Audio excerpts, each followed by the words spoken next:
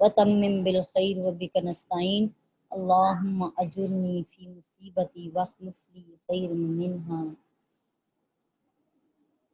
قل ربي أعوذ بك من همزات الشياطين وأعوذ بك ربي أن يحضرون اللهم صل على سيدنا ومولانا محمد وعلى آلہ وصحبہ وبارک وسلم۔ السلام علیکم ورحمۃ اللہ وبرکاتہ۔ جامعہ دختران اسلام کی قرآن کلاس میں آپ سب کو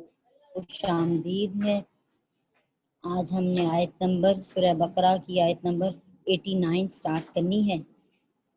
اللہ تعالی ہمیں قرآن پاک کو سمجھنے کی اور اس پر عمل کی توفیق عطا فرمائے اور ہماری زبانوں پہ کلمہ حق جاری فرما دے، ہمیں زبان اور کان کے فتنے سے بچائیں۔ اعوذ باللہ من الشیطان الرجیم، بسم اللہ الرحمن الرحیم۔ ولما جاءہم کتاب من عند اللہ مصدق لما معہم وکانوا من قبل یستفتحون علی الذین کفروا فلما جاءہم ما عرفوا کفروا بہ فلعنۃ اللہ علی الکافرین۔ اور لما جب جاءہم ان کے پاس آئی، کتاب کتاب، من سے، عند اللہ اللہ کے پاس، اللہ کی طرف سے، مصدقن تصدیق کرنے والی، لما واسطے اس کے جو، معہم ان کے پاس تھی، وکانوا اور وہ تھے، من قبل اس سے پہلے، یستفتحون فتح مانگتے، علی الذین کفروا ان لوگوں پر جو کافر تھے، فلما پس جب جاءہم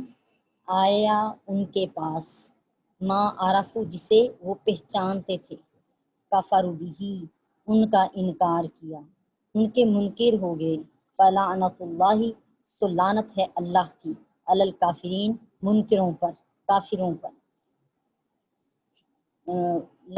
محاورتاً ترجمہ کر لیتے ہیں۔ اور جب ان کے پاس اللہ کی طرف سے وہ کتاب قرآن آئی جو اس کتاب تورات کی اصلاً تصدیق کرنے والی ہے، جو ان کے پاس موجود تھی، حالانکہ اس سے پہلے وہ خود نبی آخر الزمان حضرت محمد صلی اللہ تعالی علیہ وآلہ وسلم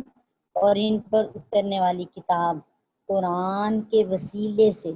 کافروں پر فتح یابی کی دعا مانگتے تھے۔ سو جب ان کے پاس وہی نبی حضرت محمد صلی اللہ تعالی علیہ وآلہ وسلم اپنے اوپر نازل ہونے والی کتاب قرآن کے ساتھ تشریف لے آئے، جس سے وہ پہلے ہی پہچانتے تھے، تو اسی کے منکر ہو گئے۔ پس ایسے دانستہ انکار کرنے والوں پر اللہ کی لعنت ہے۔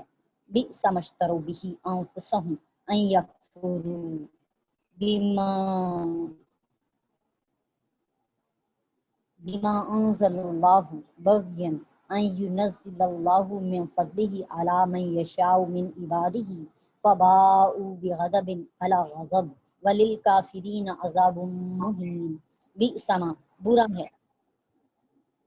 مشترو جو بیچ ڈالا، بھی اس کے بدلے، انفسہم اپنے آپ کو، ان یکفروا یہ کہ وہ منکر ہوئے، بما اس سے جو، انزل اللہ جو نازل کیا اللہ نے، بغین ضد کی وجہ سے، ان ینزلہ اور اس وجہ سے کہ نازل کرتا ہے اللہ تعالی، من فضلہ اپنے فضل سے، علی من یشاء اپنا فضل جس پر چاہتا ہے نازل کرتا ہے، من عبادہ اپنے بندوں میں سے، فباؤوا بغضب پس وہ غضب پر، کمال غضب کے ساتھ لوٹے، علی غضب غضب پر، یعنی غضب پر غضب کے سزاوار ہوئے یا حقدار ہوئے، للکافرین کافروں کے لیے، عذاب مہین رسوا کر دینے والا، ذلیل کر دینے والا عذاب ہے۔ اعوذ باللہ من الشیطان الرجیم، بسم اللہ الرحمن الرحیم۔ اپنی پہلی آیت کی طرف آتے ہیں کہ جب ان کے پاس اللہ کی طرف سے وہ کتاب آ گئی جو آسمانی کتابوں کی تصدیق کرنے والی تھی، اس آسمانی کتاب کی جو ان کے پاس تھی، وہ کتاب کون سی تھی؟ وہ کتاب تورات تھی جو حضرت موسیٰ علیہ السلام پر نازل ہوئی، اور حضرت موسیٰ علیہ السلام سے لے کے حضرت عیسیٰ علیہ السلام سے پہلے تک تمام انبیاء کرام نے اسی کتاب کے مطابق ہدایت کا پیغام بھیجا، احکامات سنائے اور پیغامات دیے۔ تو یہاں پہ قرآن پاک اب ان کی اس بات کی وضاحت کر رہا ہے کہ جب یہ قرآن پاک آ گیا، نازل ہوا، اور اس سے پہلے یہ اسی نبی کے وسیلے سے اور قرآن کے وسیلے سے اپنے کافروں کے خلاف دعا کیا کرتے تھے۔ کافروں کے خلاف ہمارے نبی حضرت محمد صلی اللہ علیہ وآلہ وسلم اور جو قرآن پاک ہے اس کے وسیلے سے دعا مانگتے تھے کہ اللہ تعالیٰ اس کے وسیلے سے ہمیں ان کافروں پر فتح دے۔ تو جب وہ نبی اور وہ قرآن جب ان کے پاس آ گیا، جس کو یہ جان گئے اور پہچان گئے، تو انہوں نے ان کے ساتھ کفر کیا۔ تو کافروں پر اللہ کی لعنت ہو۔ کیا ہی بری چیز ہے جس کے معاوضے میں انہوں نے اپنی جانوں کو فروخت کیا ہے کہ وہ اس کتاب کا کفر کریں جس کو اللہ نے نازل کیا ہے، اس پر سرکشی کرتے ہوئے کہ اللہ اپنے فضل سے اپنے بندوں میں سے جس پر چاہے کتاب نازل فرمائے، وہ غضب در غضب کے حقدار ہوئے اور کافروں کے لیے ذلیل کر دینے والا عذاب ہے۔ حضرت امام ابن جریر اپنی سند کے ساتھ روایت کرتے ہیں کہ حضرت ابن عباس رضی اللہ تعالیٰ عنہما بیان کرتے ہیں کہ جو یہودی تھے وہ اوس اور خزرج کے خلاف جنگ میں نبی پاک علیہ السلام کی بعثت سے پہلے آپ کے وسیلے سے فتح طلب کیا کرتے تھے اور دعا کرتے تھے۔ جہاں کہیں نبی پاک علیہ السلام کا نام نامی تورات میں موجود ہوتا تھا، وہاں ہاتھ رکھتے اور رکھ کر دعا کرتے کہ ہمیں ان کافروں کے خلاف فتح نصیب فرما، تو اگلے دن جو ہی جنگ لڑتے تو ان کو اس سے فتح ملتی۔ لیکن جب اللہ تعالیٰ نے آپ نبی کریم علیہ السلام کو عرب میں مبعوث کر دیا تو وہ کچھ جو وہ آپ کے متعلق کہتے تھے انہوں نے اس کا انکار کر دیا، اور ایک دن حضرت معاذ بن جبل اور حضرت بشر بن برا انہوں نے ان سے کہا کہ یہودیوں اللہ سے ڈرو اور اسلام لے آؤ۔ جب ہم مشرک تھے تو تم ہمارے خلاف سیدنا حضرت محمد صلی اللہ علیہ وسلم کے وسیلے سے فتح کی دعا کرتے تھے، تم ہم کو یہ خبر دیتے تھے کہ وہ نبی مبعوث ہونے والے ہیں، اور تم اس نبی کی وہی صفات بیان کرتے تھے جو آپ صلی اللہ تعالیٰ علیہ وآلہ وسلم میں موجود ہیں۔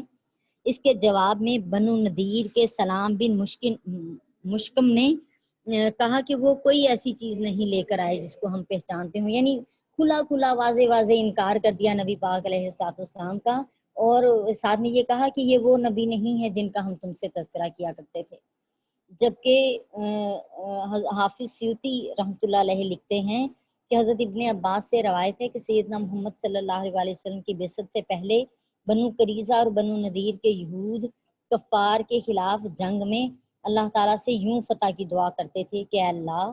ہم نبی امی کے وسیلے سے تجھ سے نصرت طلب کرتے ہیں، تو ہماری مدد فرما۔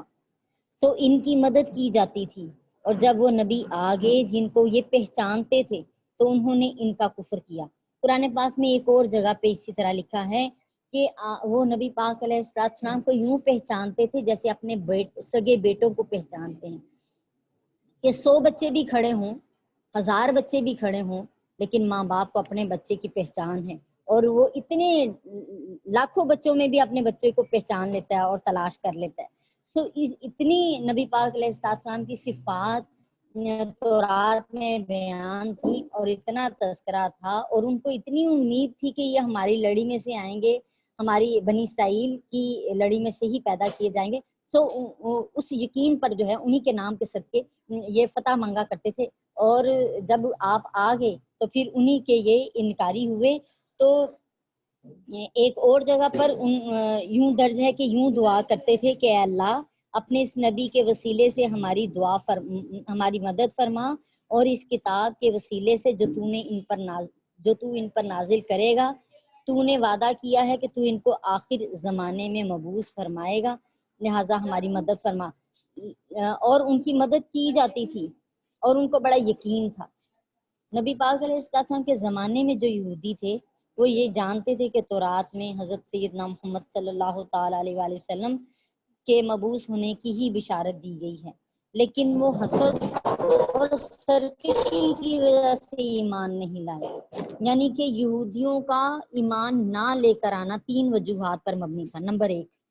حسد اور سرکشی. حسد اور سرکشی کیا تھی کہ وہ ہماری لڑی میں سے پیدا کیوں نہیں کیے گئے، وہ حضرت اسماعیل علیہ السلام کی لڑی میں سے کیوں پیدا کیے گئے ہیں. میں نے آپ کو پہلے بھی اس کے حوالے سے حضرت ابراہیم علیہ السلام کے حوالے سے بتایا تھا کہ آپ کی زوجہ حضرت سارہ بی بی سارہ علیہ السلام جو تھیں، ان کے بانجھ تھیں، ان کی اولاد نہیں تھی، سو انہوں نے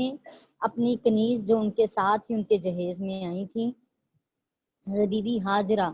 ان کے ساتھ ان کا نکاح کروایا. اور اس چیز کا خدشہ تھا انہیں کہ کہیں انہی پہ نبوت ختم نہ ہو جائے، جب تک آگے اولاد پیدا نہ ہو تو یہ نہ ہو نبوت کا سلسلہ یہاں ختم ہو. سو ان سے جب شادی کروائی تو ان کے وطن سے حضرت اسماعیل علیہ السلام پیدا ہوئے، جن کے لیے اللہ تعالیٰ نے ابراہیم علیہ السلام کو حکم دیا کہ آپ انہیں مکہ کی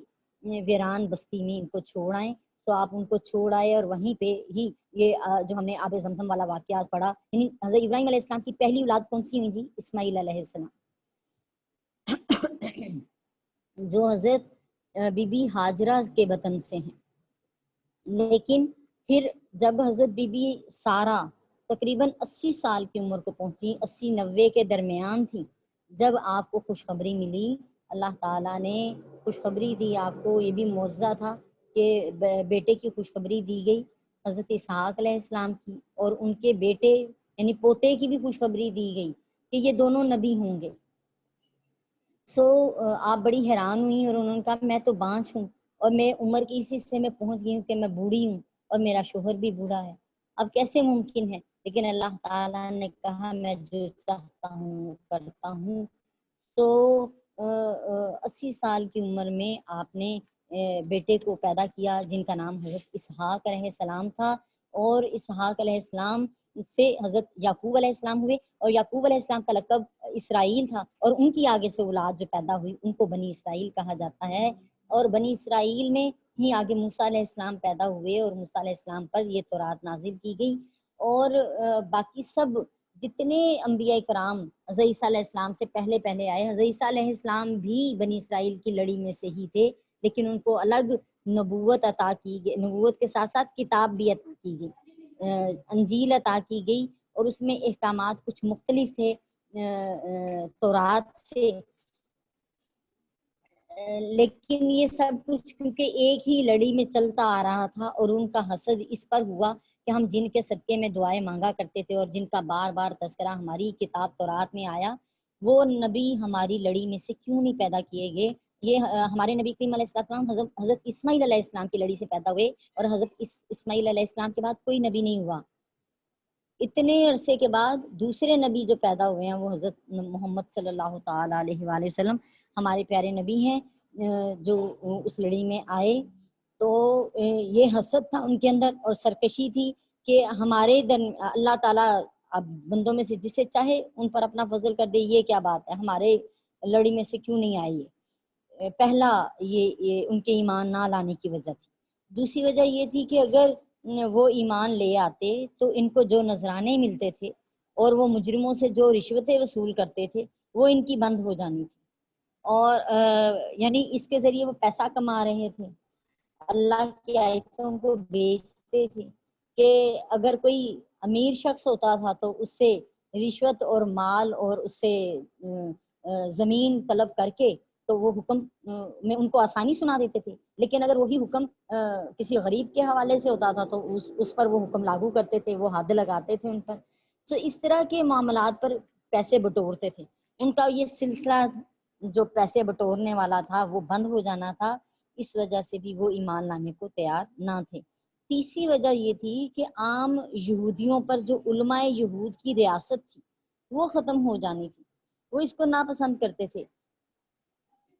کہ ان کی ریاست ختم ہو جائے، ان کا اقتدار ایک چل رہا ہے، بلکہ پوری دنیا میں جہاں کہیں کسی نے کوئی الہامی کلام کے حوالے سے، اللہ کے احکامات کے حوالے سے، آسمانی کلام کے حوالے سے جاننا چاہتے تھے تو وہ انہی بنی اسرائیل سے رابطہ کرتے تھے اور ان کو کہتے تھے کیونکہ تم میں انبیاء زیادہ آئے ہیں، احکامات آئے ہیں، تورات آئی ہے، سو اس سے جو ہے نا ہمیں احکامات بتاؤ. اور وہ اس وقت کے اقتدار کے مالک تھے، الہامی کلام تھے، تو ان کو اس چیز کا معاملہ تھا کہ جی یہ ریاست ہم سے جاتی رہے گی، اقتدار جاتا رہے گا، اور ہم جو ہیں ایسا کیوں کریں، لہٰذا اس بات کو ناپسند کرتے تھے کہ وہ اللہ تعالیٰ اپنے بندوں میں سے جس کو چاہے اس پر وہی نازل کر دے۔ ان کی خواہش تھی کہ وہ وہی انہی کے لڑی میں سے ہی پیدا ہوں نبی، اور انہی پر ہی نازل کی جائے۔ انہوں نے پہلے بھی انبیاء کا انکار کیا، اور اب انہوں نے ہمارے نبی کو نہ مان کر بھی نیا انکار کیا۔ اللہ تعالیٰ نے دنیا میں ان کو ذلت کی زندگی دی، اور آخرت میں بھی ان کو ذلت کرنے والا عذاب جو ہے اس کا مستحق قرار دے گا۔ اور ان آیات میں ایک اور چیز بھی ہمارے سامنے آ رہی ہے کہ مقربین کے وسیلے سے دعا کا ثبوت قرآن سے مل رہا ہے۔ اللہ تعالیٰ خود بتا رہے ہیں کہ وہ اگر یہ چیز غلط ہوتی تو اللہ تعالیٰ ہی منع فرما دیتے کہ نبی کے وسیلے سے نہ مانگو، لیکن یہاں بیان کیا جا رہا ہے کہ وہ نبی کے وسیلے سے کفار کے خلاف فتح مانگتے تھے۔ آپ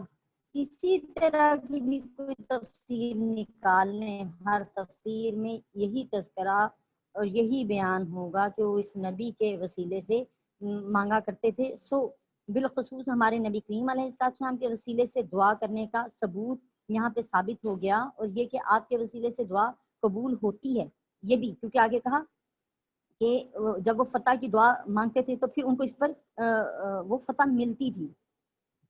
اور یہ کہ آپ کی بعثت سے پہلے ہی آپ کی آمد کا شہرا تھا، اور آپ کے نام کے وسیلے سے حاجت روائی ہوتی تھی۔ بنی اسرائیل حسد اور سرکشی کی وجہ سے آپ پر ایمان نہ لائے۔ اس سے معلوم ہوا کہ حسد اور سرکشی حرام ہے، اور حسد کی وجہ سے انسان اللہ کی نعمتوں سے محروم ہو جاتا ہے، کیونکہ حسد کرنے کی وجہ سے بنی اسرائیل دولت ایمان سے محروم ہوا۔ اللہ تعالیٰ نے فرمایا کہ ان کو ذلیل کرنے والا عذاب ہوگا۔ اس سے معلوم ہوا کہ ذلت اور اہانت والا عذاب کافروں کے لیے خاص ہے۔ اگر بعض گنہگاروں کو عذاب ہوا تو وہ ذلت اور اہانت کا عذاب نہیں ہوگا، بلکہ وہ ان کی طہارت اور پاکیزگی کا سبب ہوگا۔ اسی حوالے سے نبی پاک علیہ السلام کی حدیث پاک بیان کروں گی جو حسد اور کینے پر مبنی ہے، کہ یہ ایسی چیز ہے جو آج کل ہم سب میں